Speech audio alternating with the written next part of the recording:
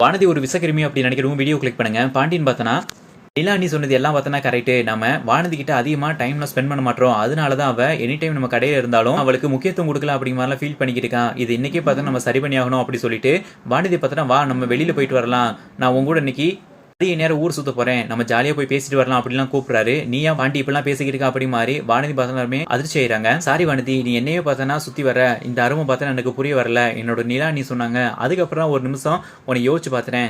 ஒரு கட்டத்தெல்லாம் சொல்லியிருக்கேன் என் வீட்டாளர்களுக்கு அதிக முக்கியத்துவம் நான் கொடுக்க மாட்டேன். ஆனா உனக்காண்டி நான் கொடுக்குறேன் அப்படின்னு அதே மாதிரி நான் இருந்திருக்கணும். சரி இனிமே பார்த்தனா உனக்கு தான் நான் ஃபர்ஸ்ட் ப்ரையாரிட்டிலாம் கொடுப்பேன் அப்படி மாதிரி இப்போ பாண்டியன் பார்த்தனா வானதி கிட்ட சமாதானம் பண்றாரு.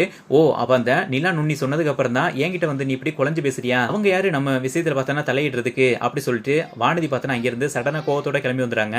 மறுநாள் நிலா கிட்ட வந்து வானதி பயங்கரமா சண்டை போடுறாங்க. எங்க வாழ்க்கையில தலையிடுறதுக்கு நீங்க நாட்டம் வேலையெல்லாம் பார்க்காதீங்க. இனிமே இப்படி நடந்துச்சு அப்படின்னா உங்களுக்கு அசிங்கமாயிரும் அப்படிங்கிற மாதிரி பயங்கரமா வார்ன் பண்றாங்க. இதை கேட்டுட்டு இப்ப பாண்டி பார்த்தனா வானதி கணத்துல ஓங்கி விடுறாரு.